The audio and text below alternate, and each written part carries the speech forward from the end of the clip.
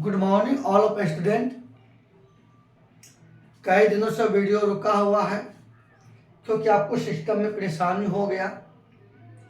अब क्या कीजिएगा, इलेक्ट्रॉनिक चीज़ें उसमें तो कई प्रकार की परेशानी होते ही रहता है, तो इसी लेके वीडियो रुक जाता है। मैं तो अपने तरफ से वीडियो रोकना नहीं चाहता हूँ, पर अब सिस्टम काम करेगा तब तो हम वीडियो बनाएंगे। तो आइए आज का तो आपको चलिए, जो आज काम कर रहे हैं तो मैं वीडियो बना रहा हूँ। इस समस्या का मैं जल्दी समाधान करने के लिए मैं लगा हूँ। तो आइए आज अगर काम कर रहे हैं, जो भी वीडियो बन रहा है बनाते चलिए, इंतजार मत कीजिए। आइए आज का देखते हैं। पहला प्रश्न साइंस का ही महत्वपूर्ण इंपॉर्टेंट क्वेश्चन है। और आप लोग पिछला वीडियो अगर आपको वीडियो नहीं मिल रहा है तो सोचिए कि आपको समय मिल रहा है, आप अपना पिछला वीडियो को रिवाइज कीजिए, क्योंकि आप जैसे आइएगा, छुट्टी के बाद आइएगा, हम आपको जो है 100 क्वेश्चन का हम आपको दे देंगे टेस्ट। आप टेस्ट दीजिएगा। तो आइए आज देखते हैं अपना सर। विटामिन सी का सर्वोत्तम स्रोत आंवला है। मतलब कौन सा ऐसा स्रोत है जिसका सेवन करने पर विटामिन सी अधिक मात्रा में प्राप्त होंगे? वह है आंवला। आंवला इससे विटामिन इसमें भरपूर स्रोत है। तो आइए यहाँ विटामिन सी लिख रहे थे, थोड़ा सा फिर वीडियो रुक गया था, इसीलिए करके मैं एक बार चेक कर लेता हूँ वीडियो रिकॉर्ड हो रहा है कि नहीं हो रहा, क्योंकि हमको बीच बीच में देखना पड़ता है, वरना हम 1 घंटा तक बोल देते हैं और रिकॉर्ड होता ही नहीं है। तो आइए अपना सब देखते हैं। तो विटामिन सी, इसका रासायनिक नाम है एस्कॉर्बिक एसिड है। इसका रासायनिक नाम क्या? एस्कॉर्बिक एसिड है। अब देखिएगा, तो इस विटामिन की ये तो रासायनिक नाम हुआ, ये रासायनिक नाम इसका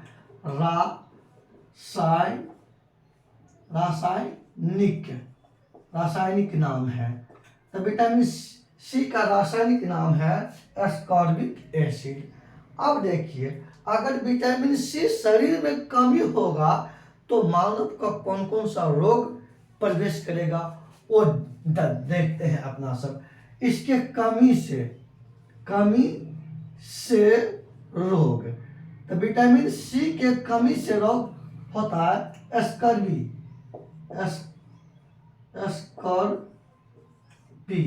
ये स्कर्वी। अब देखिए, थोड़ा सा सोचिएगा ना, तो रोग का भी नाम याद हो जाएगा और रासायनिक भी नाम याद हो जाएगा। तो विटामिन सी का, तो देखिए स्कर्विक लास्ट में को लगा है, तो रासायनिक नाम हो गया। और जबकि को छोड़ दीजिएगा, स्कर्वी तक ही लीजिएगा, तो ये इसका रोग हो गया।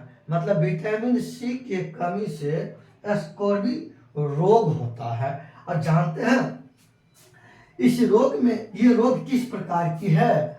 जैसे मानव का मसूड़ा फूल जाता है, उससे ब्लड आता है, वही रोग है, उसी का नाम है स्कर्वी। इस रोग में देखिएगा मसूड़ा फूल जाना, मसूड़ा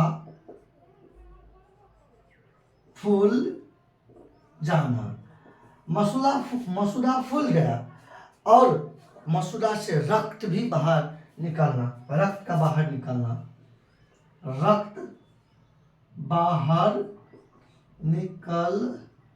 कहाँ से? मसूड़ा से। तो ये इस प्रकार की रोग है। तो आइए, तो विटामिन सी का सर्वोत्तम स्रोत, इसका देखिए, इसका सर्वोत्तम स्रोत हो गया। स्रोत मतलब कहाँ से ज्यादा मात्रा में प्राप्त होगा? आंवला में। आंवला जो है ना, इससे विटामिन सी की मात्रा प्राप्त होते हैं। अब आइए, सबसे पहले विटामिन की बात है तो विटामिन की खोज किसने किया, ये तो बनता है प्रश्न। आइए यहां देखते हैं अपना लोग। विटामिन की खोज सी फंक ने किया। सी फंक ने किया। आप लोग भी रफ लिखते चलिएगा और आप लोग कमेंट करिएगा। कई दिनों के बाद वीडियो बड़ी मेहनत से बना रहे हैं। आज ये वीडियो अगर सक्सेस हो गया, वीडियो लोड हो गया, तो हमारे जितने भी छात्र हैं वो हर लाइक करिएगा और हर एक आदमी लाइक कीजिएगा। अगर आज आप लोग लाइक की बटन 50 दाब देते हैं ना, तो मैं तो दिल क्या चीज है ईमान भी दे दूंगा तुझे। तू तो कहते थे कि मैं जान भी दे दूंगा तुझे, तो मैं कहता हूँ जान क्या चीज है ईमान भी दे दूंगा तुझे। टेंशन फ्री हो करके और रिलैक्स में पढ़िए। मोबाइल जब तक सिस्टम साथ देगा तब तक आपका वीडियो जाते रहेगा। छुट्टी मत मनाइए। जहाँ घर पे है ना, घर पे ही रह करके आपको कम से कम एक वीडियो तो मैं रोज दूंगा, रोज दूंगा। और उस वीडियो को रोज तैयार कीजिएगा, क्योंकि समय नहीं है। आराम हराम है, ये नारा किसने दिया था? आप लोग से प्रश्न है कि आराम हराम है, ये नारा किसने दिया? सभी बच्चों हमारे प्रिय कमेंट सेक्शन में आंसर दीजिएगा कि आराम हराम है, ये नारा किसने दिया था। आइए, तो अब तो हो गया, अब आगे चलते हैं। आइए, तो विटामिन सी का सर्वोत्तम स्रोत आंवला है। आराम से पढ़िए, रिलैक्स होकर पढ़िए, टेंशन फ्री होकर के पढ़िए। अब आइए, तो विटामिन सी का जो हो गया, देखिए विटामिन सी का इसका रासायनिक नाम एस्कॉर्बिक एसिड, रासायनिक नाम। इसके कमी से स्कर्वी रोग, ये रोग में क्या होता है, मसूदा फूल जाता है और मसूदा से रक्त बाहर निकलता है। हाँ, आंवला इसका सर्वोत्तम स्रोत है। अब विटामिन की खोज सी फंक ने किया। अब आइए आगे चलते हैं, अगला क्वेश्चन। विटामिन ए की कमी से रतौंधी रोग होती है। तो मैं थोड़ा सा देख लेता हूँ रिकॉर्ड हो रहा है कि नहीं हो रहा, नहीं तो पता चलेगा कि मेहनत कर रहे हैं, रिकॉर्ड हो ही नहीं रहा है, तो फिर तो दिक्कत हो जाएगा। नहीं, रिकॉर्ड हो रहा है। आइए रफ मिटा लेते हैं। आज मेरा देखिएगा, हम और रामदास आज एक न्यू सॉन्ग मतलब जन फनी वीडियो के रूप में करके 3 काठा धनिया रोप दिया है जान। तो आप देखिएगा, कोई गाना बुरा नहीं है, अच्छा गाना है, पारिवारिक गाना है, जिसमें रामदास हमारे घरवाला को रोल किया है, हम रामदास के जो है ना घरवाली का रोल किए हैं। उस वीडियो आप लोग देखिएगा, मज़ा आएगा। और हमारे मकसद है कि आपको पढ़ाने के साथ साथ एंजॉय भी हमारे वीडियो से कीजिए, ठीक ना? किसी और के वीडियो एंजॉय में मत देखिए। तब ये मेरे प्यारे बच्चों, विटामिन ए लिख देता हूँ यहाँ पे। विटामिन ए कहता, विटामिन ए की कमी से रतौंधी रोग होती है। तब ये देखते हैं विटामिन ए, यहाँ विटामिन ए लिख लिए। तो सबसे पहले इनका रासायनिक नाम देखेंगे। इसका रासायनिक नाम, रासायनिक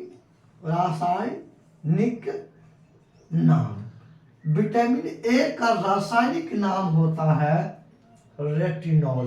रेटिनॉल, इसका रासायनिक नाम देखिएगा, रेटिनॉल। विटामिन, आइए, विटामिन, सॉरी आराम से, विटामिन ए का रासायनिक नाम रेटिनॉल। विटामिन ए का रासायनिक नाम रेटिनॉल होता है। विटामिन ए का रासायनिक नाम क्या होता है? रेटिनॉल होता है। तब आइए, तो विटामिन ए का रासायनिक नाम रेटिनॉल होता है। तो आइए देखिए, इसके विटामिन ए की कमी से देखिएगा, कहता है विटामिन मतलब विटामिन ए की कमी से, विटामिन ए की कमी से रतौंधी रोग होती है। रतौंधी रोग होती है। आप कहेंगे सर रतौंधी रोग किस प्रकार की रोग है? अरे रतौंधी रोग मतलब रतौंधी ये आंख में होता है। ये रोग, ये रतौंधी रोग कहाँ होता है? आंख में होता है। रतौंधी रोग ये कहाँ होता है? आंख में। आंख में रतौंधी रोग होता है। और जिस आदमी के आंख में रतौंधी प्रवेश कर गया, उस आदमी को देखिएगा स्पष्ट दिखाई नहीं पड़ेगा। शाम होते ही आंखें के सामने झिलमिलाहट शुरू हो जाएगा, किसी चीज को वह स्पष्ट रूप से नहीं देख पाएगा। वही होता है रतौंधी रोग। मैं आसान से समझा रहा हूं और समझिएगा। अब आइए, अब आगे देखते हैं अपना लोग। तो कहिएगा आसान, किस चीज का सेवन करेंगे तो विटामिन ए प्राप्त होंगे? तो विटामिन ए का सर्वोत्तम स्रोत गाजर। एक गाजर रोज खाना चाहिए, इस चीज से आपको विटामिन ए की स्रोत प्राप्त होंगे। आइए, इसका प्रमुख स्रोत प्रमुख स्रोत हो गया गाजर। गाजर प्रमुख स्रोत हो गया गाजर। इसका विटामिन ए का प्रमुख स्रोत हो गया गाजर। उसके गाजर हो गया। अब आइए आप लोग को एक गाना सुनाता हूँ। तीन कट्ठा खेतिया है जान, उसमें रुपया धान, हम कुछ कुछ खायब ये जान।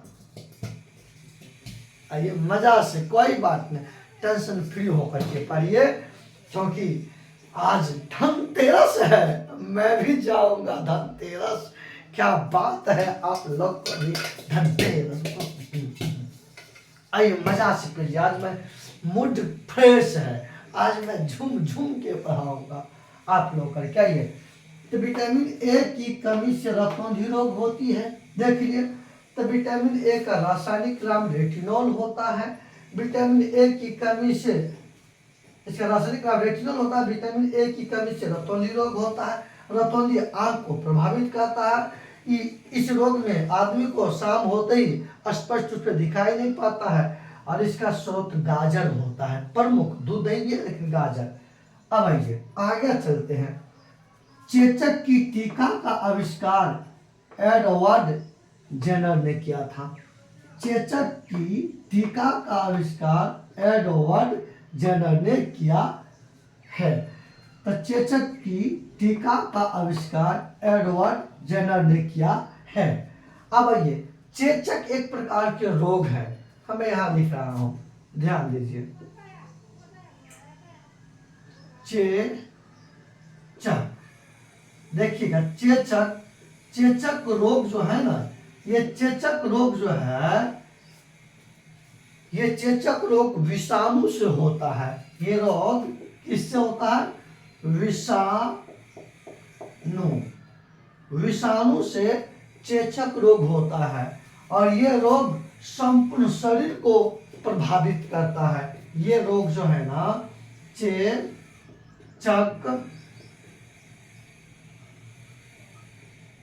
संपूर्ण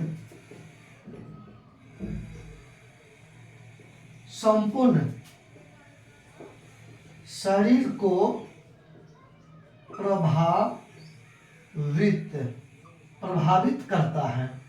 प्रभावित करता है। कौन? अब ये विषाणु का खोज, आइए इस विषाणु का खोज यहां लिखता है। विषाणु का खोज, विषाणु का खोज, विषाणु देखिएगा, तो इवान विस्की। आइए, विटामिन नहीं सॉरी, विषाणु का खोज हो गया इवान विस्की। Ivan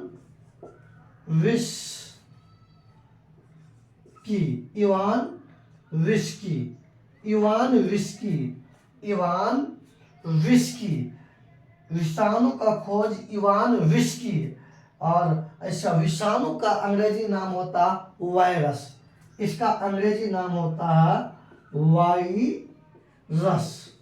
virus. देखिए, वास हो गया वायरस, वास हो गया विषाणु, इवान वास हो गया इवान विस्की। तो ध्यान दीजिए, विषाणु का खोज किया इवान विस्की। हाँ, विषाणु का अंग्रेजी नाम वायरस। विषाणु से चेचक रोग होता है। चेचक रोग विषाणु से होता है। चेचक संपूर्ण शरीर को प्रभावित करता है, जिसमें आदमी को तेज बुखार रहता है और उसके बॉडी पर लाल लाल दाने निकल जाता है। वही ये चेचक रोग होता है। इसी चेचक की टीका की खोज किया किसने? एडवर्ड जेनर ने खोज किया। एडवर्ड जेनर ने खोज किया। आप लोग भी ये रफ लिखते चलिएगा, इंतजार मत कीजिएगा। अब आइए आगे देखते हैं। मानव शरीर में कुल हड्डियों की संख्या 206 होता है। तो मानव शरीर में कुल हड्डियों की संख्या 206। तो अब ये थोड़ा सा रफ भी करते हैं अपना सब। आइए थोड़ा सा मिटा देता, रफ को तो मिटाऊंगा क्योंकि आप लोग भी रफ लिखते चलिएगा, इंतजार मत कीजिएगा कि सर देंगे, क्योंकि रफ आप लिखिएगा। आइए सबसे पहले अपना सब देखते हैं। 2 कट्ठा धनिया ए रोप दिया जान, कुछ कुछ खाया भी है। कोई बात नहीं, लाइट गुम हो गए हैं, मैं देख लेता हूँ। अगर अंधेरा हो गया होगा तो मैं थोड़ा सा ओपन खिड़की कर देता हूँ ताकि आप लोगों को किसी प्रकार की दिक्कत ना हो, कोई परेशानी नहीं हो।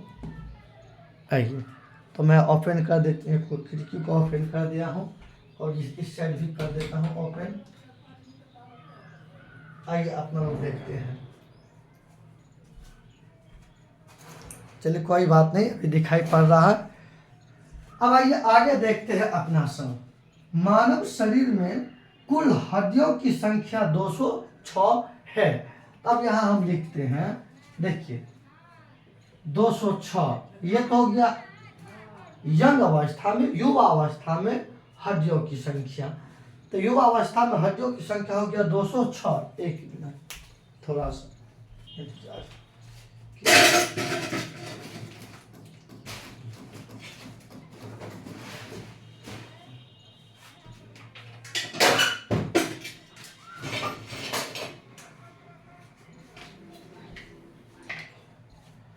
आइए, सॉरी आप लोग थोड़ा सा डिस्टर्ब करने के लिए, लाइट गुम हो गई। आइए ध्यान दीजिए, कहता है मानव शरीर में कुल हड्डियों की संख्या 206 है। कितना है? 206। तो यह तो हो गया युवा अवस्था में, मानव में कुल हड्डियों की संख्या 206। यह तो हो गया युवा अवस्था में, युवा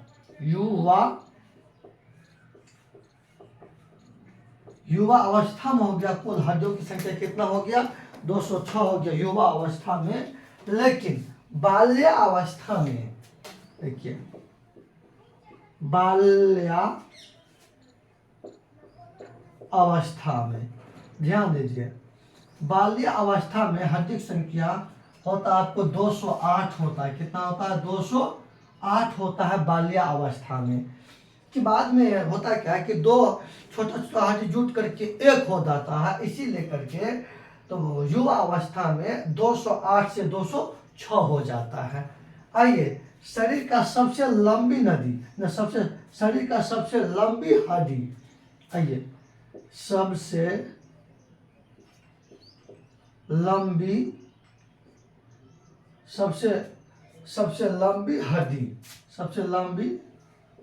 हड्डी जांग का फीमर हो गया।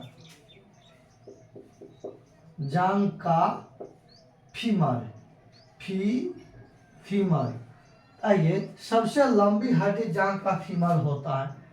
सबसे लंबी हड्डी जांग का फीमर होता है। आइए सबसे छोटी हड्डी, सबसे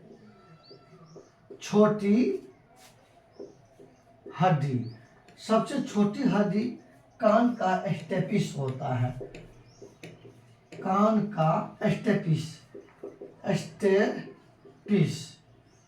स्टेपिस होता है। ताइए तो युवा अवस्था में मानव में कुल हड्डियों की संख्या 206, बाल्यावस्था में 208, फिर युवा अवस्था में दो हड्डी जुड़ करके एक हो जाता है, इसीलिए 208 से 206। सबसे लंबी हड्डी जांग का फीमर, और सबसे छोटी हड्डी कान का स्टेपिस, और टिबिया हड्डी पैर का, टिबिया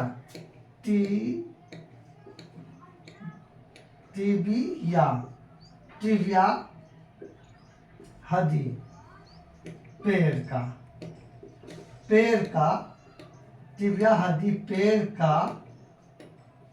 पैर का होता है। ये वाला होता है इसमें इसको कहते हैं टिबिया हड्डी, समझ गए ना। तो आइए, तो मानव शरीर में कुल हड्डियों की संख्या 206। हाँ, युवावस्था में, बाल्यावस्था में 208। सबसे लंबी हड्डी जांघ का फीमर, सबसे छोटी हड्डी कान का स्टेपिस, टिबिया हड्डी पैर का हड्डी होता है। अब आइए, मानव का हृदय 1 मिनट में 72 बार धड़कता है। ध्यान दीजिए, मानव का हृदय 1 मिनट में 72 बार धड़कता है। कितना बार? 72 बार धड़काता है। दिल धड़ के मोरे दिया धड़ के। आइए थोड़ा सा धड़कन देखते हैं, कुछ बात इस पे भी है। धड़कन, तुम दिल की धड़कन में रहते हो, तुम दिल की धड़कन में रहते हो। आइए, कोई बात नहीं, धड़कन की बात आया ना तो थोड़ी सी तो बनता है आप लोग को, क्योंकि आज मैं मूड में हूँ, माइंड फ्री होकर के पढ़ा रहा हूँ। आइए, धड़कन धड़कन जो है ना, एक स्वस्थ व्यक्ति का जो है ना 1 मिनट में 72 बार धड़कता है। कितना बार? 72 बार धड़कता है। लेकिन बाल्यावस्था में धड़कन तेज रहता है। देखिएगा कोई बच्चा, छोटा बच्चा, उसका धड़कन बाल्यावस्था में धड़कन काफी तेज से धड़कता है।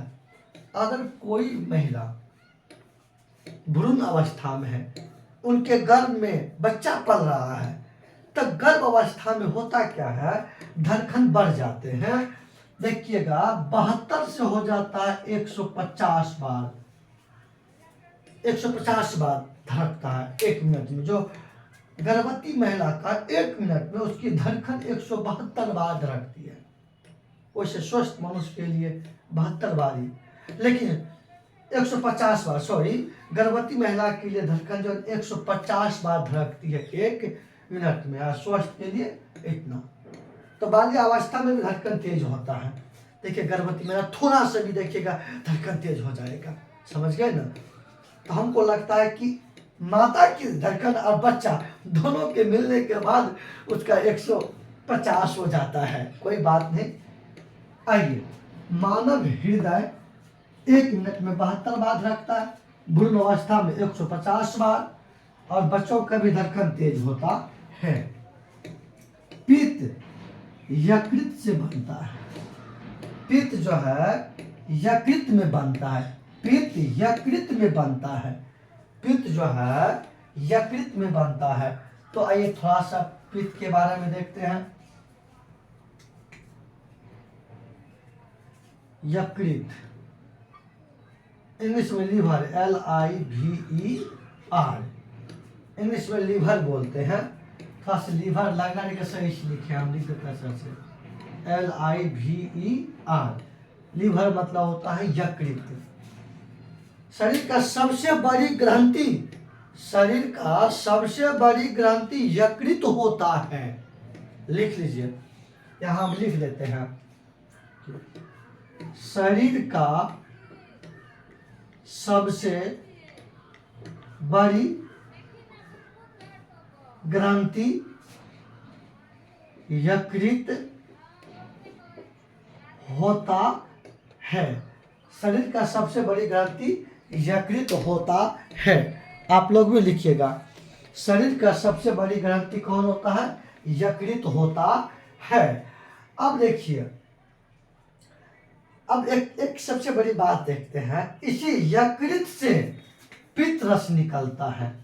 पित्त रस निकलता है। अब पित्त रस क्षारीय होता है। ये कैसा होता है? ये क्षारीय होता है। तो आप लोग कमेंट सेक्शन में आंसर दीजिएगा, पित्त का पीएच मान कितना होता है। ये पित्त जो है ना, पित्त का देखिएगा, इसका पीएच मान कितना होता है, ये आप लोग खुद दीजिएगा। तो तो पीत का पीएच मान आप लोग खुद कमेंट सेक्शन में आंसर दीजिएगा। आज हम देखेंगे कमेंट सेक्शन पे किसका किसका आंसर आ रहा है, इससे पता चल जाएगा कि कौन बच्चा मेरा एक्टिव है पढ़ने के लिए और कौन एक्टिव नहीं है, आज ही पता चल जाएंगे। अब आइए यकृत, यकृत को जो है ना सुनिए, यकृत जो है लाल रक्त कण का जो है ना कब्रगाह माना जाता है, आरबीसी है, आरबीसी का जो है ना आरबीसी का जो है ना कब्र कब्र कब्रगाह कब्रगाह कब्रगाह है। देखिएगा आरबीसी का कब्रगाह यकृत को माना जाता है, यकृत को माना जाता है, क्योंकि आरबीसी रेड ब्लड कॉर्पलेस लाल रक्त कणिका, जिसे मानव का खून रक्त, उन्हीं को आरबीसी कहते हैं, समझ गए। उनका मृत्यु यकृत में होता है, क्या होता है, यकृत में होता है, इसीलिए यकृत को लाल रक्त कण का या खून का या ब्लड का कब्रगाह माना जाता है। अब देखिएगा किसी व्यक्ति का मृत्यु हो जाता है अचानक, तो उनकी मृत्यु के कारण को पता लगाने के लिए पोस्टमार्टम होता है। तो कभी सोचे कि पोस्टमार्टम में होता क्या है, कभी सोचे कि पोस्टमार्टम में किसी भी व्यक्ति की मृत्यु की राज इसी यकृत में छुपा रहता है। मेरे दोस्तों, मेरे बच्चों, किसी भी यकृत का जो है मतलब किसी भी व्यक्ति की मृत्यु की राज इसी यकृत में छुपा हुआ रहता है। इसीलिए मैं कहता हूँ राज जो कुछ भी हो इशारों में भी बता देना चाहिए। है मेरे प्यारे छात्र छात्राओं, राज जो कुछ भी हो इशारों में भी बता देना चाहिए। उनसे किसे, उनसे हाथ मिलाना ना, थोड़ा दबा भी देना चाहिए, थोड़ा दबा भी देना चाहिए। बहुत बहुत धन्यवाद। ताली बजाइएगा आप लोग, ताली बजाइएगा इस हमारे शेर पर, तो मजा आएगा। तो आइए एक बात समझे, तो यकृत का मृत्यु मतलब आरबीसी का मृत्यु यकृत में होता है, और किसी व्यक्ति की मृत्यु का पता यह राज कहाँ छुपा रहता है, यकृत में। आइए यहां हम लिख लेते हैं, किसी व्यक्ति की मृत्यु की राज यकृत में छुपा रहता है। इसीलिए कि पोस्टमार्टम में जांच यकृत का होता है, समझ गए ना, यकृत का जांच होता है। आप लोग लिख लीजिएगा। चलिए आइए देखते हैं, पित्त यकृत में बनता है, ध्यान दीजिए। देखिए यकृत मतलब लीवर, ये शरीर का सबसे बड़ी ग्रंथि है। हाँ, पित्त रस, यकृत से पित्त रस निकलता है। हाँ, ये क्षारीय होता है। आप लोग पीएच मान खुद बताइएगा। आरबीसी का कब्रगाह यकृत को माना जाता है। आइए, किसी व्यक्ति की मृत्यु की राज यकृत में छुपा रहता है। आइए, पित्त जो होता है ना, इसका कार्य क्या होता है, पित्त देखिए, पित्त का कार्य, तो पित्त का कार्य क्या होता है कि भोजन को क्षारीय बनाना, कड़वा बनाना, तीखा बनाना, पित्त का कार्य होता है। आइए, इसका कार्य होता है भोजन को क्षारीय बनाना होता है, भोजन को क्षारीय बनाना होता है। किसका, यकृत का कार्य, सॉरी पित्त का कार्य, समझ गए ना।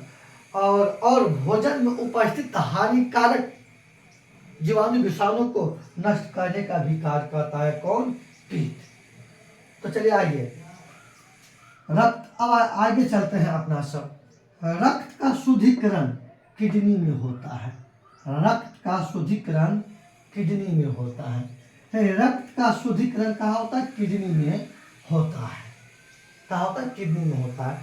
तो ये थोड़ा सा यहाँ जानते हैं क्या होता है किडनी में। और सबसे पहले आप लोग अगर कोई जानते हैं तो कमेंट सेक्शन में बताइए, जब तक हम शुद्ध रक्त किसे कहेंगे और अशुद्ध रक्त किसे कहेंगे आप लोग खुद बताइए। शुद्ध रक्त किसे कहेंगे और अशुद्ध रक्त किसे कहेंगे आप लोग खुद बताइए। थोड़ा सा मैं देख लेता हूँ रिकॉर्ड हो रहा है कि नहीं हो रहा, ये देखना बहुत जरूरी है। आइए, रक्त का शुद्धिकरण, देखिए रक्त का शुद्धिकरण जो है किडनी में होता है। रक्त के शुद्धिकरण की प्रक्रिया को क्या कहते हैं मैं पिछले वीडियो में बता चुका हूँ, पिछले क्लास में आप लोग बताइएगा। आइए रक्त देखते हैं। सबसे पहले शुद्ध रक्त देखते हैं। शुद्ध रक्त बताइए क्या होता है। उसके बाद अशुद्ध रक्त, अशुद्ध रक्त किसे कहेंगे? देखिए जिस रक्त में, जिस खून में, जिस ब्लड में CO2 में, जिस ब्लड में CO2 मिला रहेगा ना, CO2 कार्बन डाइऑक्साइड, वो अशुद्ध रक्त कहलाता है। तो आप लोग लिखिएगा परिभाषा अशुद्ध रक्त में, वैसे रक्त जिसमें CO2 कार्बन डाइऑक्साइड मिला हो तो वो अशुद्ध रक्त कहलाता है। आइए, अशुद्ध रक्त में क्या होता है? ऑक्सीजन मिला रहता है। वैसे इसका परिभाषा देखिएगा, वैसे रक्त जिसमें ऑक्सीजन मिला हो, जिसमें ऑक्सीजन मिला हो वो शुद्ध रक्त कहलाता है। क्या कहलाता? शुद्ध रक्त कहलाता है। तो शुद्ध और अशुद्ध रक्त समझ गए। तो सुनिए, जो नली शुद्ध रक्त को किडनी से पूरा संपूर्ण शरीर फैलाता है, उस नली को धमनी कहते हैं। धमनी नली, धमनी नली, धमनी नली, धमनी नली जो होता है ना, शुद्ध रक्त को फेफड़ा से शरीर के हर एक अंग तक पहुंचाता है, उसे धमनी नली कहते हैं। लिखिएगा, धमनी नली में शुद्ध रक्त बहता है। मतलब धमनी, इसमें जो है देखिएगा, इसमें रक्त में रहेगा ऑक्सीजन मिला हुआ इस नली में, तो शुद्ध रक्त इसमें बहता है। इसको क्या बोलते हैं? शुद्ध रक्त। अब आइए शिरा नली, शिरा नली, शिरा नली मतलब क्या होता है? संपूर्ण शरीर से हृदय में पहुंचना रक्त है। संपूर्ण शरीर से हृदय में पहुंचना रक्त, संपूर्ण शरीर से हृदय में पहुंचना रक्त। और संपूर्ण शरीर से जिस नली के माध्यम से रक्त हृदय में पहुंचता है वह शिरा नली कहलाता है। क्या कहलाता है? शिरा नली कहलाता है। और इसमें जो है ना अशुद्ध रक्त, मतलब रक्त में, इसमें क्या होता है? रक्त में जो है ना CO2 मिला रहता है। तो शिरा नली में अशुद्ध रक्त बहती है और धमनी नली में शुद्ध रक्त बहती है। ये नली के माध्यम से हृदय से संपूर्ण शरीर में रक्त फैलता है और इससे क्या होता है? संपूर्ण शरीर से हृदय में पहुंचता है। ये बात आप लोग समझ गए होंगे। तो आप लोग का एक क्वेश्चन हम यहाँ बताते हैं कि रक्त का pH मान कितना होगा। खुद आप कमेंट सेक्शन में आंसर दीजिएगा, हर एक बच्चे कमेंट सेक्शन में आंसर दीजिएगा। तो चलिए आइए आगे देखते हैं अपना सब। रक्त का शुद्धिकरण किडनी में होता है और रक्त के शुद्धिकरण प्रक्रिया को डायलिसिस कहते हैं। लीजिए हम ये आंसर बता दिए। लोहे की सर्वोत्तम मात्रा पालक में होता है, जिसे गर्भवती महिला के लिए पालक सेवन करना चाहिए। गर्भवती महिला जो होते हैं उनकी पालक के सेवन करना चाहिए। अपना लोग जो पालक जो खाते हैं ना, उसमें आयरन की मात्रा भरपूर होता है। आयरन की मात्रा भरपूर पाए जाते हैं किसमें? पालक में। तो प्रश्न पूछेंगे, नीचे दिए गए प्रश्न में लोहे की मात्रा सबसे ज्यादा कहाँ पाए जाते हैं? तो पालक में पाए जाते हैं। अब आइए आगे चलते हैं। आत्महत्या की थैली लाइसोसोम को माना जाता है। आत्महत्या का थैली लाइसोसोम को माना जाता है। किसको? लाइसोसोम को माना जाता है। आइए लाइसोसोम क्या है थोड़ा सा देखते हैं अपना सब। लाइसोसोम क्या है आइए थोड़ा सा यहाँ देखते हैं लाइसोसोम के बारे में। रफ आप लोग करते चलिएगा, इंतजार मत कीजिएगा। लाइसोसोम, लाइसोसोम ये कोशिका का अंग है। ये किसका अंग है? ये कोशिका का अंग है लाइसोसोम। ये कोशिका का अंग है। कोशिका का अंग है। कौन? ये अब कोशिका का अंग है।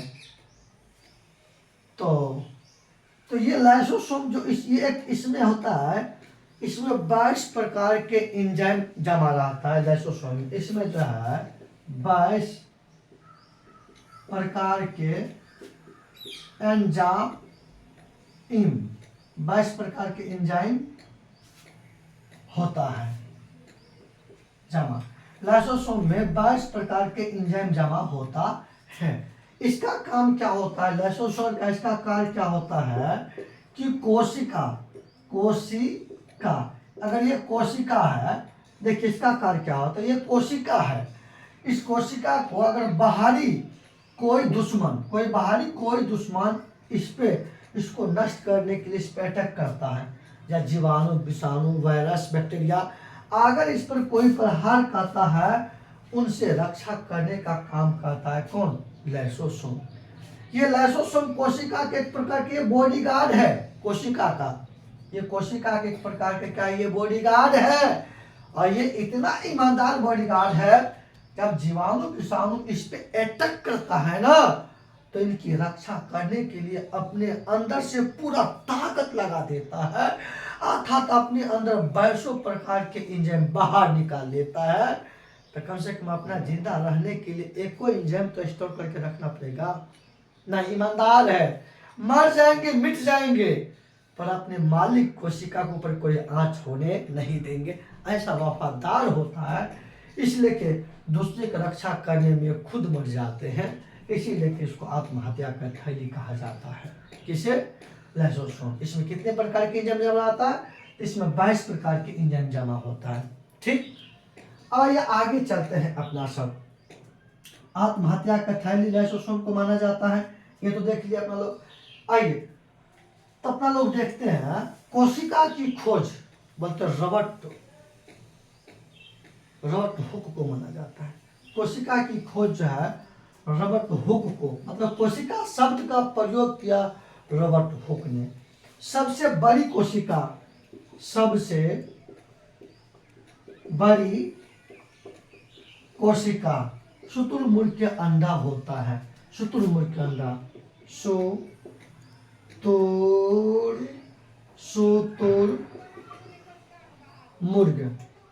शुतुरमुर्ग का अंडा होता है सबसे बड़ी कोशिका। और सबसे छोटी कोशिका जीवाणु का माइकोप्लाज्मा। सबसे लंबी कोशिका तंत्रिका तंत्र होता है। क्या होता है? तंत्रिका तंत्र होता है। भोजन की पाचन की क्रिया छोटी आंत में संपन्न होती है। ध्यान दीजिए, भोजन की पाचन की क्रिया छोटी आंत में संपन्न होती है। भोजन की पाचन की क्रिया छोटी आंत में संपन्न होती है। कहाँ? छोटी आंत में संपन्न होती है। आइए थोड़ा सा इस पर डिबेट करते हैं, ये क्या है, थोड़ा सा डिबेट इस पे करते हैं। आइए, भोजन की पाचन, तो सबसे पहले भोजन की पाचन मुख से शुरू हो जाता है। कहां से? मुख से। मुख मतलब मुख से पाचन की क्रिया प्रारंभ हो जाती है, और पाचन की प्रक्रिया छोटी आंत में संपन्न होती है। कहाँ पे? छोटी आंत में। छोटी आंत में भोजन की पाचन की क्रिया संपन्न होती है। तो भोजन की पाचन की क्रिया मुख से शुरू होता है और भोजन की पाचन की संपूर्ण प्रक्रिया छोटी आंत में संपन्न होती है। तो सर बड़ी आंत का काम क्या होता है, देखिए।